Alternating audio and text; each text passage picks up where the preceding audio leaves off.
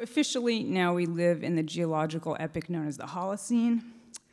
It began about 11,500 years ago at the end of the last ice age. But this new geological epoch already has a name, the Anthropocene, named, of course, after us, from the Greek anthropos, meaning human. So what are some of the ways that we humans are changing the world? Well, we are digging it up. We are paving it over.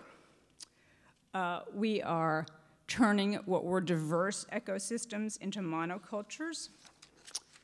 We have, and this is particularly pertinent for this part of the country, we have dammed or diverted most of the world's major rivers. We are,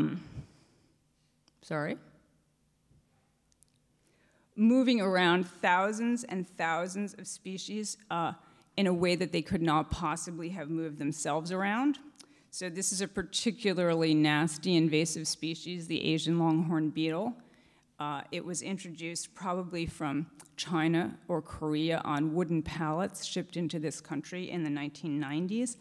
It is now eating its way through forests in New York and trying to work its way through the Northeast. It has not yet established itself here in California, but there are grave fears that it will. If you look on the web, you'll see all sorts of programs designed to try to keep the Asian longhorn beetle from establishing itself out here on the West Coast. We are creating all sorts of man-made compounds, things that would not have existed without us, and that will, in some form or another, last more or less forever. So climate change is really just one of the ways that we are changing the planet, though I think by most estimations it is a very significant one, probably the most significant one. And it starts very simply with taking large amounts of carbon out of the ground, carbon that's been stored for hundreds of millions or tens of millions of years in the form of coal and oil and natural gas, and just combusting it and releasing it into the atmosphere in the form of carbon dioxide.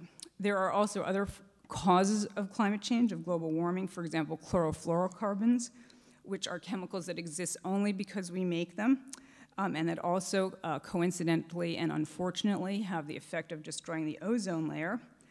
But carbon emissions are the major cause. I just sometimes hear climate change referred to as controversial or debatable. And while there certainly are issues related to global warming that are debated, some legitimately and some not, one thing that is really beyond debate and that anyone with even the most rudimentary understanding of this issue would accept is that carbon dioxide is a greenhouse gas.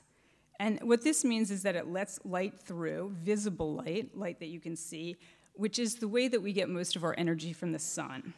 But it traps infrared radiation or heat, which is the sort of energy that the Earth is always radiating back out towards space. So this is just a basic geophysical fact. The Earth is always radiating energy out to space, and when you trap more of that energy and you re-radiate it back down toward Earth, the planet is going to heat up. And the more CO2 you put up there, all other things being equal, the more heat you're going to trap.